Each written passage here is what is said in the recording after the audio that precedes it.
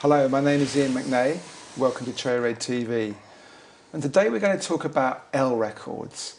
And L Records is one of those labels that's never had a hit record, but there's many people you meet around the world that are real record collectors know about L Records.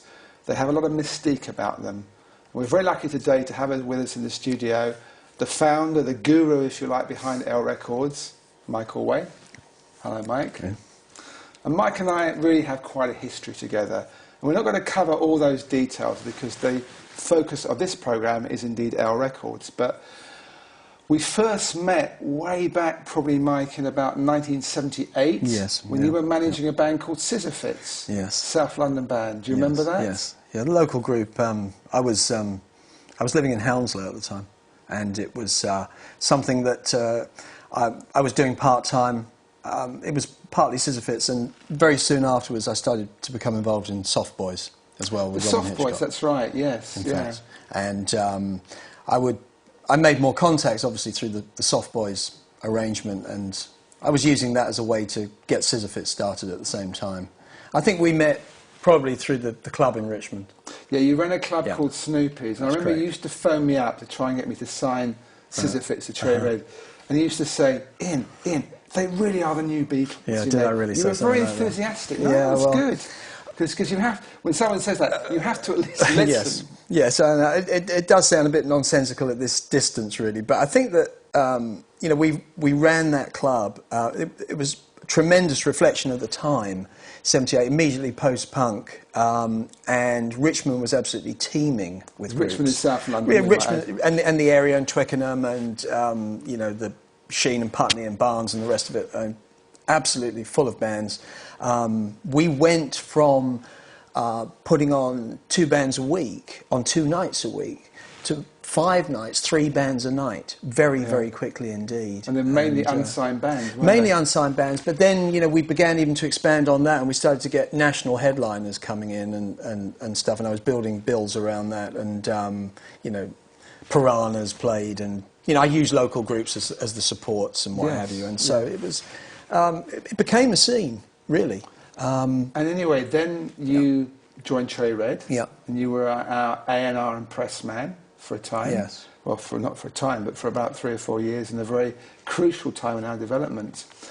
And just to cover that period very briefly, your first signing was Eyeless and Gaza. Yes, that's right. And you signed the Monochrome set. Yep. Of course, the Marine Girls, which contained Tracy Thorn, Ben Watt, who later teamed up with Tracy to form Everything But the Girl.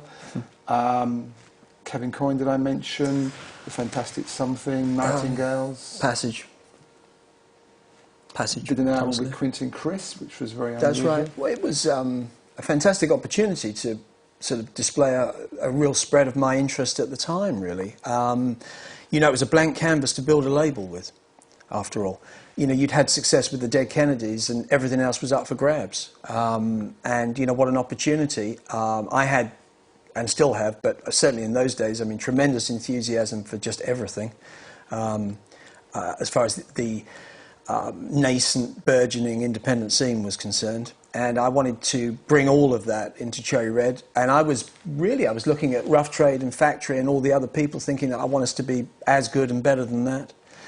I didn't want to copy those people. I wanted us to have our own style and identity. Absolutely. And I think that we did succeed in doing that. I've always felt that Cherry Red's strongest suit was its diversity. And just the names you mentioned there, and you throw in Felt and whatnot. Of course, Felt as different. Well, yeah. They're all different musics. Yeah. But if you step back and look at it, you see that it is one work, really. You're absolutely right. It is one work, and they all somehow fit. Although they're very different, they fit together. And really the highlight of that was the Pillows and Prayers album. Absolutely, Ian. Yes, Pillows and Prayers really encapsulates the one work concept, really. It was an opportunity. We just somehow it was the right moment to do it. We'd made that much progress in 2.5 years, really, and I just felt there needed to be something to define what Cherry Red was. And somehow it was just the moment to do it, and so it proved. Years later, it possibly wouldn't have worked. Just the whole, the concept and the way we marketed it and everything. We marketed it by putting out 99p, which obviously a bit less than £1, and that day that Yes. was very cheap for an album, 19-track album, I think it was. Yep. And we sold 120,000 the first year. Right. I think it was 17 weeks #1 on the Yes. independent chart, and got 5-star reviews everywhere. Absolutely. And we've turned on so many people to artists they wouldn't necessarily Yes.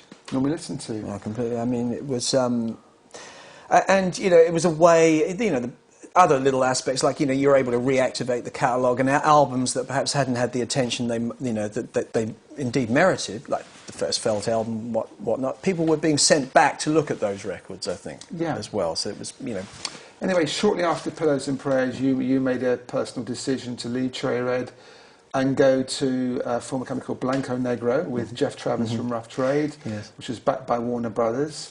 Just talk us through briefly how the early days of that were for you in terms of working with Jeff and being backed by Warner Brothers. It's very different from Cherry Red, obviously. very different from Cherry Red. I was a very young man at the time, Ian, you see. I made certain assumptions about my collaborators that were incorrect. And that's not to say that I didn't get to a point where I disliked Jeff or anything like that. It's simply that I did learn, what that was a lesson for me. It's about balance and teamwork, really, in business. And I found that in working with Jeff and some of the other people in Blanco Negro, that essentially a simplified answer is that there were too many people like myself, basically. Too many, if you like, if I can flatter myself by saying it, creative people. And you needed more backbone, really. The balance was just completely wrong. The strangest thing is that I knew it almost immediately. But by then I was on the train, and the train was on the move. Express and you couldn't get It off was an express and I couldn't get off. But I did get off very, very quickly. I mean, I was not looking to sort of compound all that at all. And I just, I have to say that it was a fascinating. It's not really to look at to find an immediate positive would be to say that without the Blanco diversion, L Records would not have existed. Yeah. So at Blanco, you took with you from Cherry Red Everything But the Girl, Monochrome Set, Fantastic Something. You signed some other bands. There was definite chart success with Everything But the Girl. It became a very, very big act around the world.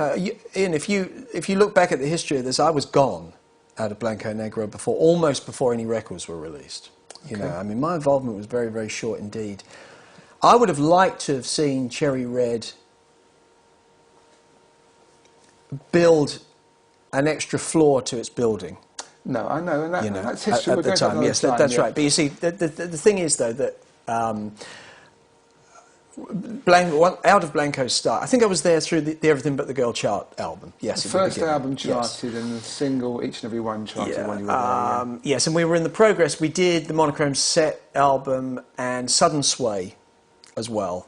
I hadn't signed Sudden Sway to Cherry Red, in fact. I certainly would have liked to have done, or would have done.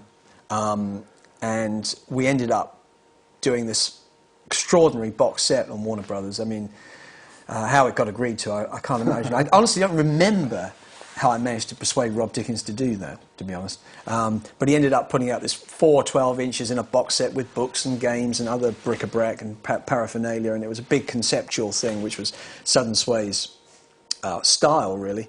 And so, yes, Blanco, its image was building as well. It had a particular image. It was absolutely, of course, stylistically in continuity with what Cherry Red was. The experience of working with Warner Brothers was entirely different than working with Cherry Red. It's a bit of a culture shock in one way. Yes, very much so. I mean, I enjoyed in the doing everything, the sort of all hands to the pumps type sort of approach at Cherry Red. It was right for me.